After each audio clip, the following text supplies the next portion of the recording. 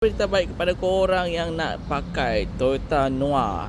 Depan saya ni ada satu model Toyota Noah tahun 2022. Color cantik, color merah. Okey, ini adalah model SG.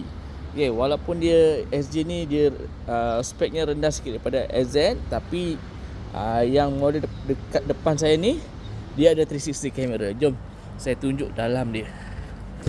Okey, ini belah dalam dia. Okey. Dekat sini macam biasa steering sama. Dia ada multifunction steering. Okey, dia punya ni dia ada mileage dia baru dalam 26,000. Okey, untuk kereta ni pun dia ada parking assist dengan view camera 360 lah. Okey, skrin yang besar, push start button dia belah atas. Okey, controller untuk parking, hold, eco semua dekat sini.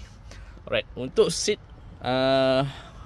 Toyota Noah SG ni dia menggunakan fabric lah. Okey, fabric. Okey, kereta ni datang dengan 7 seater. 7 seater. Dia ada 2 power door lah. Okey, untuk model SG dia tidak ada power boot. Itu sajalah. Dia punya kekurangan sikit. Okey.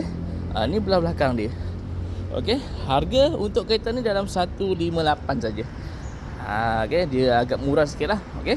Kereta tahun 2022 ready stock guys. Okey, siapa yang berminat Roger segera saya. Assalamualaikum.